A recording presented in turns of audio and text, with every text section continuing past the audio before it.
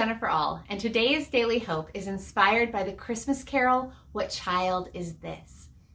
Now, the tune of this song might be really familiar to you because it's an old English folk song, Greensleeves.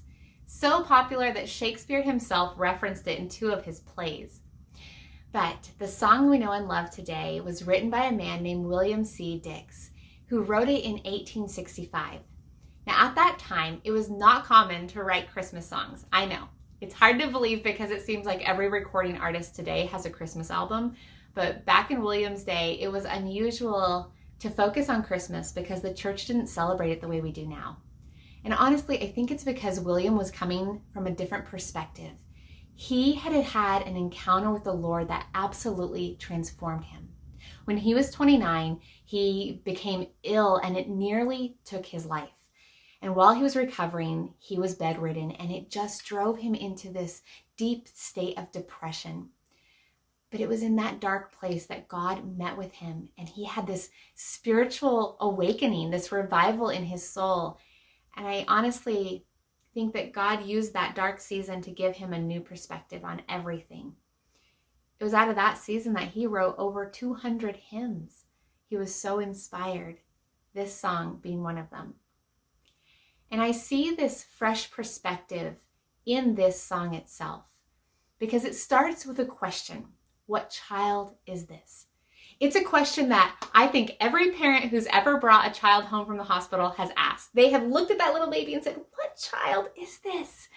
Who are you? Who are you going to become? Imagining all the possibilities and the potential of that little life. And on that very first night when Jesus was born, I know that the shepherds and Mary and Joseph, they were all gathering around going, what child is this? That the angels would sing and point us to this place at this time. And they were wondering about the identity of this little baby lying in a manger, wondering with a question mark.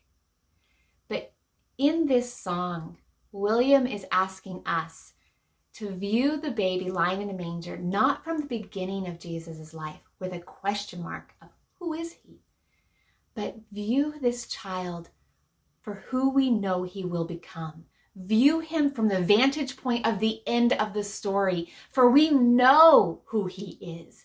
This is not a question of his identity. What child is this?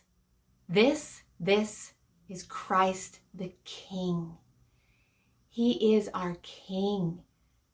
There is a lesser known stanza here that goes like this. It says, nails, spear shall pierce him through.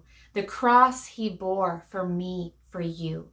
Hail, hail, the Word made flesh, the babe, the Son of Mary.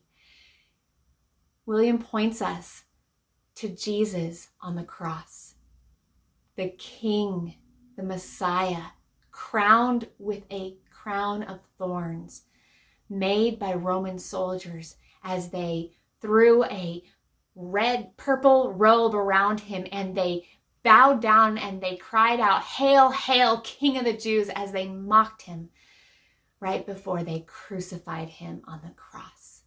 Our King, in this moment, it is salvation that he brings. This is Christ our King, who will one day return with many crowns on his head. As John describes in the book of Revelation 19:11 through 16, when he has this vision, he says he sees a white horse whose rider is called Faithful and True, and with justice he judges and makes war. His eyes are like blazing fire, and on his head are many crowns. He has a name written on him that no one knows but he himself, and he is dressed in a robe dipped in blood, and his name is the Word of God.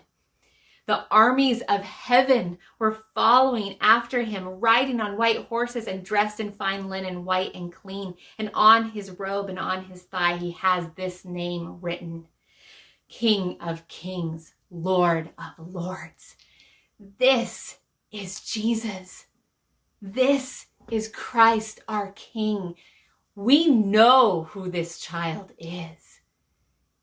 He is our King on the cross. He is our returning King. It is salvation that he brings. It is redemption and restoration that he brings. This is who he is.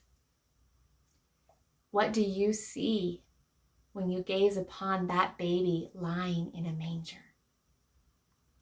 My hope and prayer for you this Christmas season is that no matter what you're going through, whether you feel like it is a dark time or a light time and full of joy, may God give you a fresh perspective and new eyes through which to see him, to see this baby lying in a manger.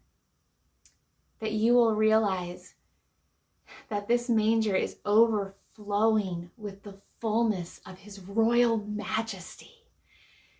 It is not a question of who he is. It is a moment to marvel and wonder in awe that God would choose to embody all this royal majesty in this fragile, vulnerable little baby. May you be so inspired with hope and confidence that you know what child this is.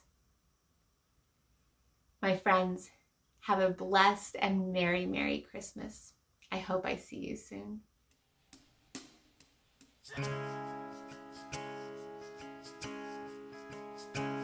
What child is this who lay to rest on Mary's lap is sleeping, whom angels greet with anthems sweet, while shepherds watch are keeping?